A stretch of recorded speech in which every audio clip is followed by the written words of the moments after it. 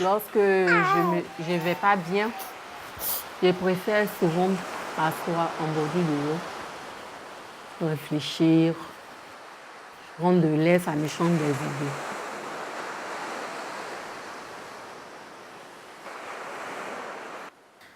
J'adore l'eau, mais j'ai peur de nager. Et je ne sais pas nager.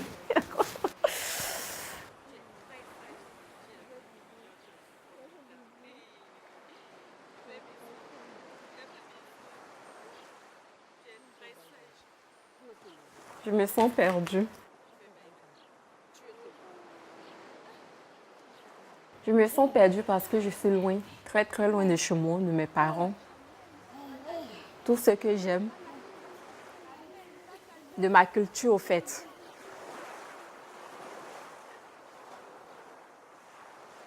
Lorsque je venais en Tunisie, on ne m'a pas dit quel genre de travail je venais faire au juste. Ils m'ont dit, tu vas aller en Tunisie, là-bas, tu vas mieux gagner ta vie. Et nous, on achète ton billet. Chaque fin du mois, on fait moitié-moitié jusqu'à ce que tu finisses de payer notre billet. Et avant de venir en Tunisie, j'ai donné 500 € au pays. Et arrivé en Tunisie, j'avais encore 500 € qu'ils ont pris, ce qui faisait 1000 €. En plus des 1000 €, j'ai fait 5 mois sans salaire. Ils m'ont estimé à 2200 dinars. Pour 5 mois de travail sans salaire, sans repos. Tu travailles 24 heures sur 24. Tu n'as pas le droit de te reposer.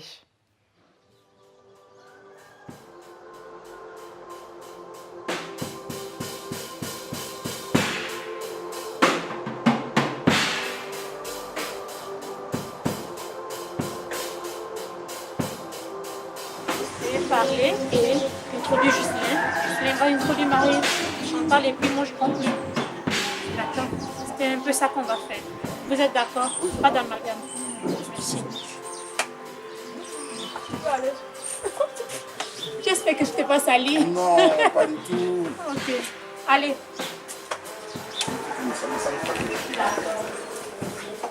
En fait, je suis elle. Bonjour tout le monde. C'est votre temps que je vais prendre, je sais qu'il est important pour vous. Je me représente, je m'appelle Kanda. Je suis responsable de l'équipe qui est aujourd'hui avec vous. Si nous sommes passés ici aujourd'hui, c'est parce que on a besoin de vous et vous de nous. Vous faites venir les gens en Tunisie.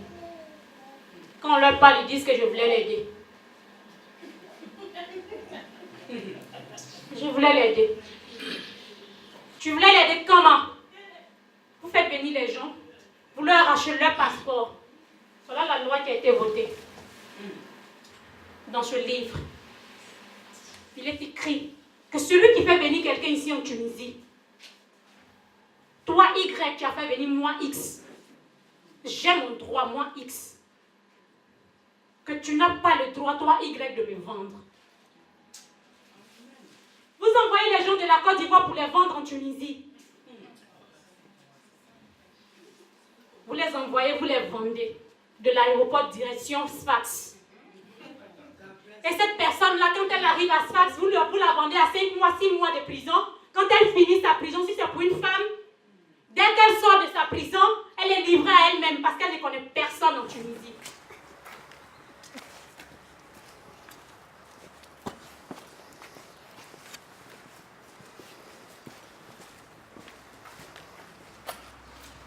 Lorsque je sors, où est-ce que je vais?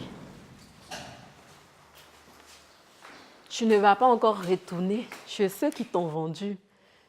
ceux qui t'ont appelé colis au point de départ. Parce que c'est notre nom. Lorsqu'on nous fait venir, nous sommes leurs colis. Ils doivent nous livrer, ils doivent se débarrasser de nous. Quand je suis arrivée dans cette famille, j'ai trouvé là des filles ivoiriennes qui m'ont donné les numéros de mes frères ivoiriens avec qui je pouvais échanger tout. Et c'est comme ça, en appelant, il y a une copine à moi qui m'a dit elle m'a dit, je peux te trouver un foyer. Mon cœur regarde ici. Regarde, maman. Il y a eu la grossesse qui est là, qui est venue. Tu reçois des informations pour te dire que quand tu es enceinte ici, pour aller à l'hôpital, ça coûte très très cher. Pour faire un enfant, il faut avoir des milliers de dinars. Il faut avoir beaucoup d'argent ici. Ici, c'est un pays musulman, tu ne peux pas te faire avorter. Tu n'as même pas le droit d'avoir un carnet, tu dois te faire suivre dans des cliniques. Donc, pour la première consultation, je suis allée dans une clinique et le gynécologue m'a dit que, étant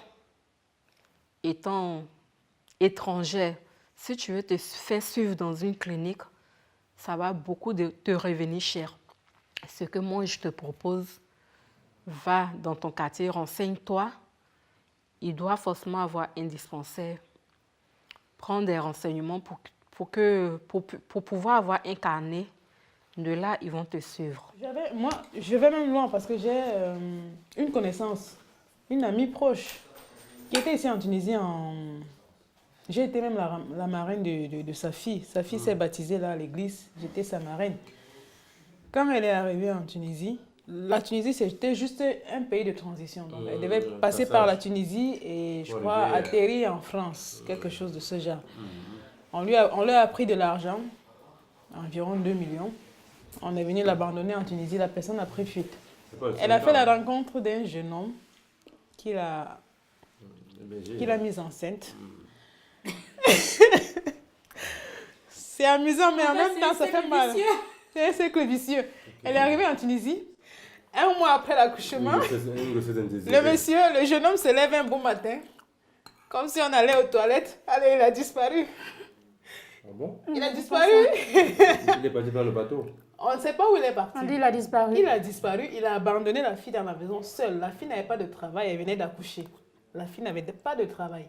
Elle est restée là. Elle a souffert. Ce n'était pas dans ses projets. Oui, elle a souffert. À peine un mois, elle a souffert. Elle a souffert, je vous assure, elle a souffert. X possède ton passeport. Tu te retrouves dans les jambes de Y.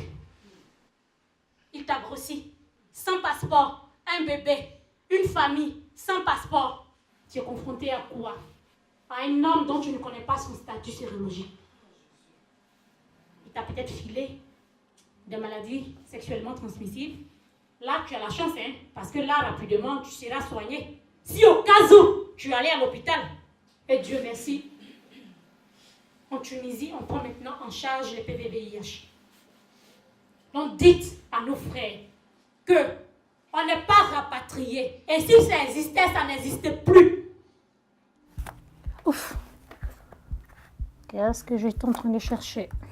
Ce que je fais actuellement comme bénévole au niveau des associations, cela n'est pas venu du coup comme ça. Okay. En fait, je suis tombée très malade. Parce que vous savez, il y a certains travaux que nous faisons ici en Tunisie qu'on ne faisait pas au pays. Donc, du fait de se retrouver en train de faire des choses auxquelles le corps n'est pas habitué, franchement dit, ça m'a fait tomber. Ici, j'ai appris que quand tu parles de paludisme, on te met en quarantaine. En fait, je ne savais pas ce que j'allais dire. Moi, je fais dans le domaine de la santé. Je sais que l'autoprescription n'est pas quelque chose de bien. Je dis comme ça à une amie. Elle m'a dit non, tu n'as pas le droit d'aller à l'hôpital parce que ce que tu as comme maladie, on va te mettre en quarantaine. Moi, je sais ce qu'on appelle mettre quelqu'un en quarantaine. J'ai le palu, je ne peux pas aller à l'hôpital parce qu'on va me mettre en quarantaine. Non!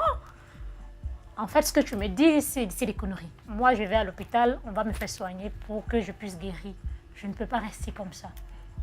Donc, quand je suis allée en clinique, j'ai la bouche qui parle un peu de trop. Hein. Donc, j'ai posé des questions au médecin. Je lui ai demandé, en fait, ici, comment ça se passe avec vous? Moi, mes amis m'ont dit qu'ici, nous, on n'a pas le droit d'aller à l'hôpital. Mais je sais que la santé, c'est vraiment universel, non? Est-ce qu'au niveau de la Tunisie, il y a exclusion? Il m'a regardé droit dans les yeux, il m'a dit, mais toi, tu es malade ou tu poses les questions? Je lui ai dit, donnez-moi des réponses à mes questions. Je n'ai pas le droit de me faire soigner en Tunisie. Il dit, mais bien sûr, pourquoi est-ce que tu es venu ici? Je lui ai dit, c'est parce qu'on me l'a dit plusieurs fois et ça fait longtemps que je suis malade, donc je veux savoir. Il dit, non, tu as le droit de te faire soigner. Tu te présentes, Anna? Oui, d'accord. Salut, moi c'est Jeanne d'Axagoré. Je suis migrante en Tunisie. Donc c'est comme ça que m'est venue l'idée de commencer à parler à ceux qui avaient cette idée dans la tête que je ne peux pas aller à l'hôpital parce qu'on dit que si je pars à l'hôpital, on a besoin de ma carte de séjour, on a besoin de tel. Quand on a quitté son pays et qu'on arrive dans un pays étranger, on croit qu'on a tout perdu, tous ses droits, notamment ses droits à la santé sexuelle et reproductive.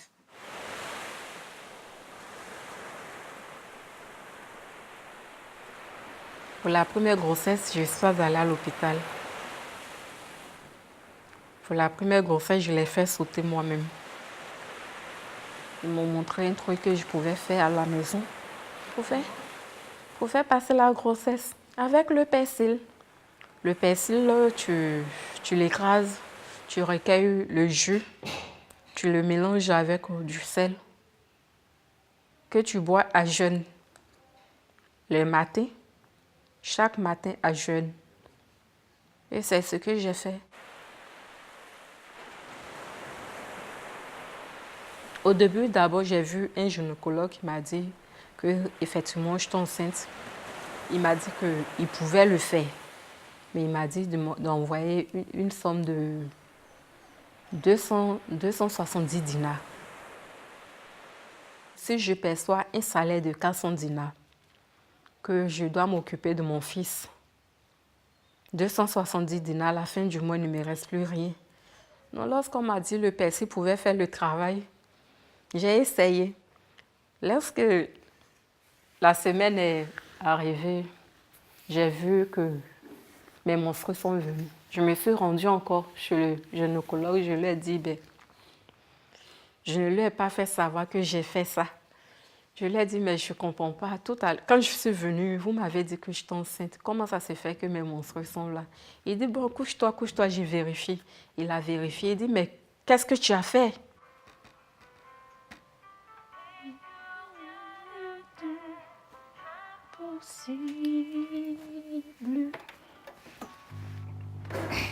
Heureux de connaître que tu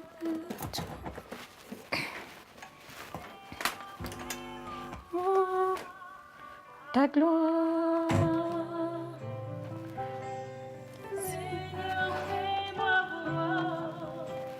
Ta gloire. En fait, j'ai une sorte de déesse demain que je dois rendre, donc il faut bosser. Je concilie normalement ma formation avec ce que je fais comme bénévole. Donc, chaque fois aussi c'est comme ça, je dois réviser mes cours pour mes différents déesses.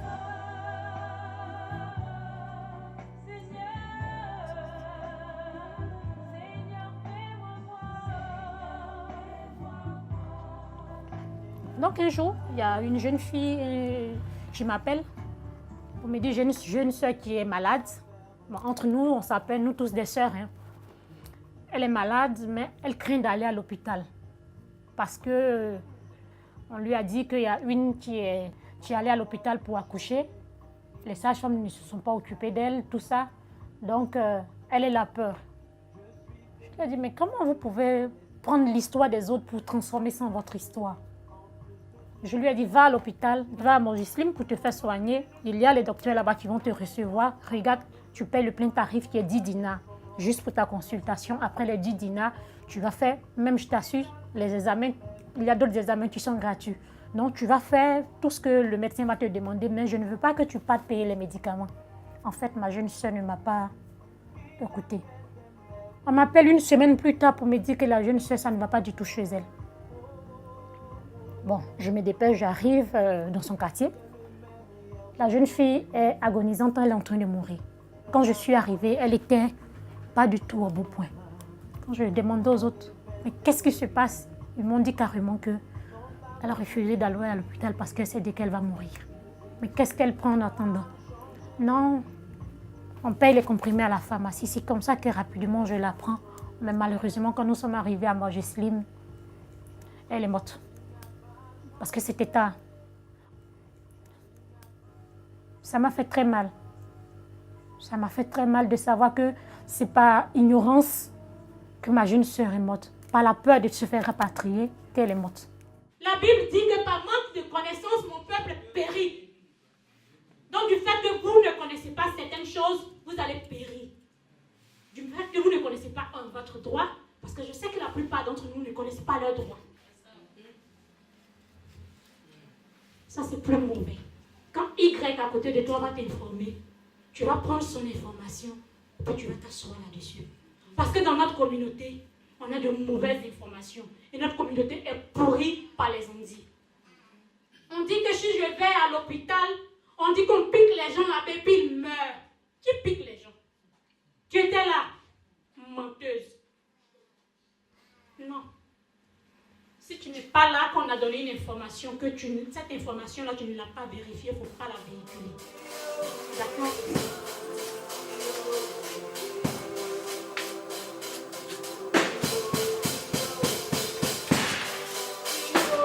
Le travail que nous faisons chez ces familles-là, ce n'est pas un petit boulot. Hein. Ça fait très mal au corps. Moi, j'aimerais passer un message pour ces gens-là, pour leur dire que moi, je ne suis pas prête de mourir. Parce que je sais ce qu'est la mort. Je suis au quotidien avec des personnes qui sont en train de rendre l'âme. J'ai vu des corps, j'ai manipulé des corps. Donc, je sais ce qu'est la mort.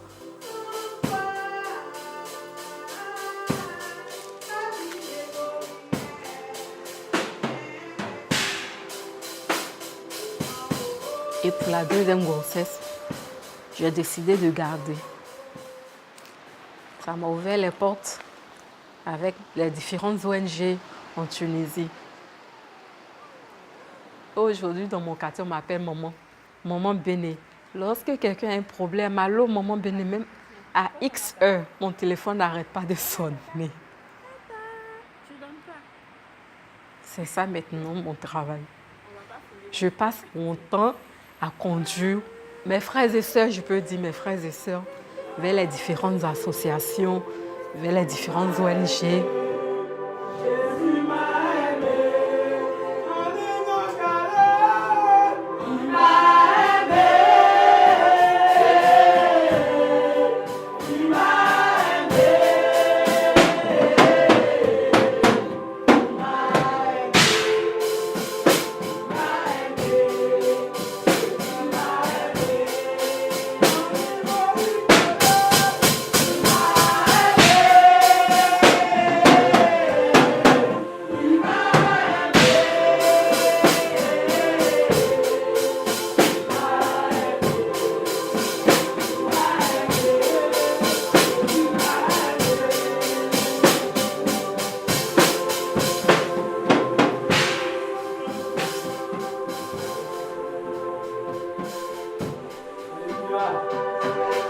Les amis, ce monde va passer.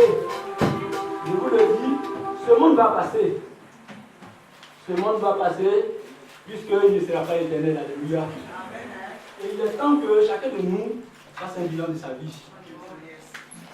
Sur la tête des hommes, Dieu t'a créé à son image. Et en retour, qu'est-ce que tu fais?